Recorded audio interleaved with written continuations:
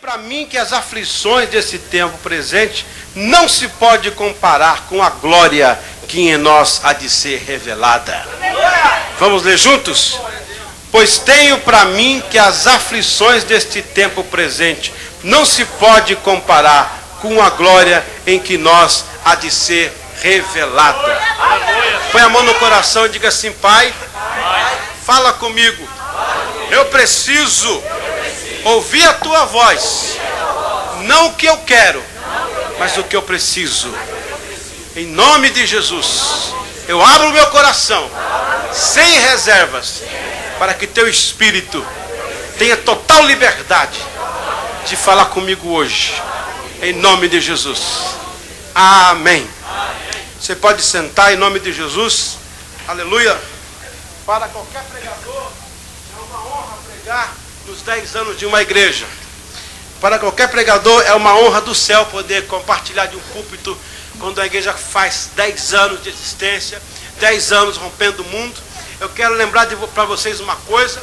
A história nos diz algo importante sobre isso.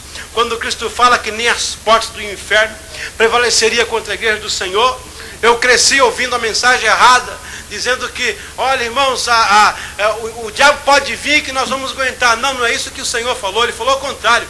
Nem as portas do inferno, quer dizer, você pode ir lá na porta do inferno e nem ela vai prevalecer contra a igreja. Aleluia. Então, louva a Deus, porque são 10 anos de história, de bênção, de alegria, e o Senhor tem feito coisas tremendas.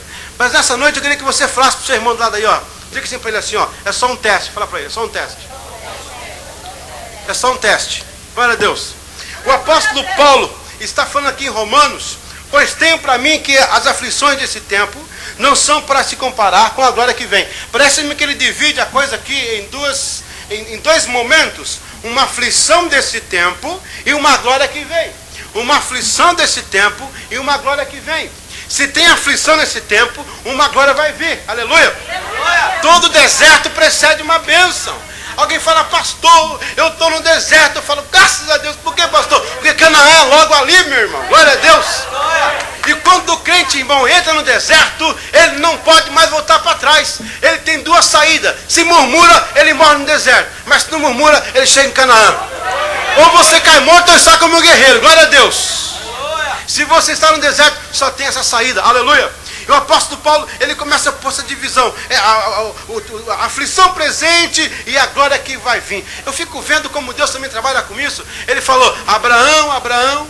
Ele fala duas coisas. Moisés, Saulo, Cristo falou. A Bíblia fala que o Senhor falou que quando 2 de vós concordarem na terra, no céu será feito.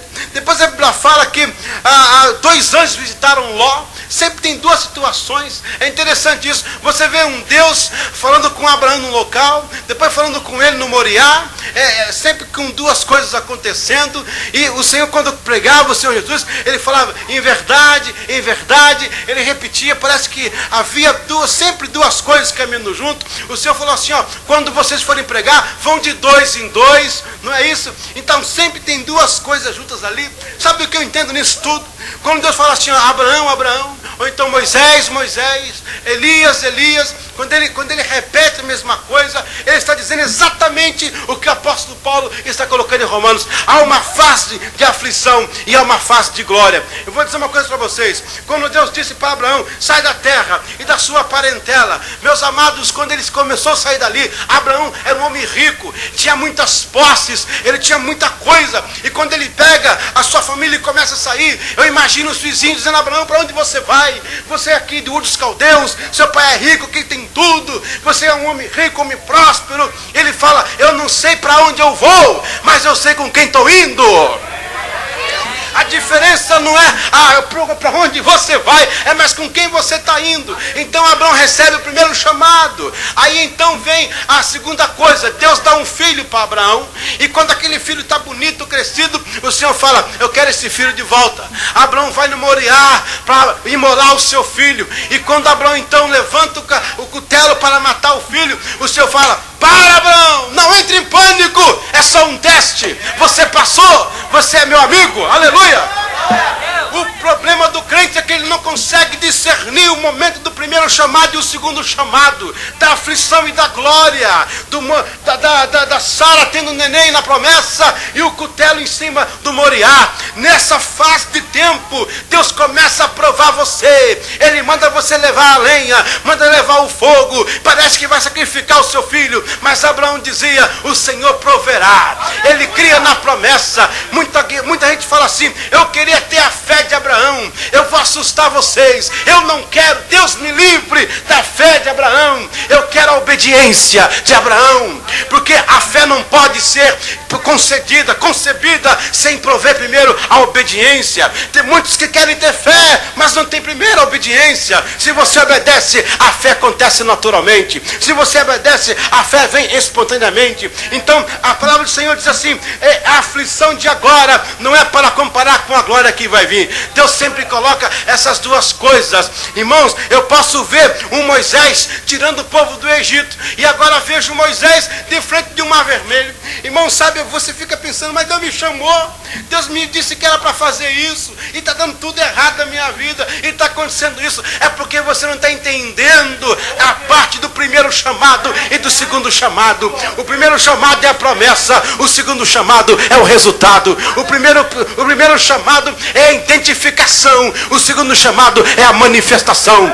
O problema é que nesses dois lados você não tem paciência para atravessar, e você não entende o propósito de Deus e o que Ele quer fazer. Mas eu digo uma coisa para você hoje: se você recebeu o primeiro chamado, segura firme a aflição, segura firme, que no segundo chamado vem a glória de Deus sobre a tua vida. Aleluia! Aleluia! Pastor, eu estou passando por isso. É porque você não chegou no segundo chamado, meu irmão. Não chegou na hora do cutelo. Não entre em pânico. Abraão é só um teste. Lá estava Moisés com o povo na porta do Mar Vermelho. O faraó vinha atrás, morro de tudo quanto é lado. E agora eu sei o que fazer. Moisés, é só um teste. Não entre em pânico. Pisa na água que eu vou abrir para você. Aleluia. Eu quero dizer que o mar já está aberto, mas é só no segundo chamado que o mar vai se abrir. Primeiro Deus se chama, tira do Egito, joga na ponta do Mar Vermelho. Aí vem o teste, vem a prova. Você está em prova, porque a diferença é o seguinte: quando eu estudo na escola aqui no mundo, eu estudo 4 anos para ser aprovado. O crente, ele é aprovado e aprovado antes de começar. Glória a Deus. É o contrário que Deus faz. Deus faz tudo ao contrário. Aleluia. Então quando Moisés chega ali e o povo pisa, a água se abre. Primeiro chamado e o segundo chamado. Eu vejo um outro homem, Daniel. Ele estava lá orando a Deus. Primeiro chamado, Daniel foi levado à presença do rei, e ele servia como um dos conselheiros do rei.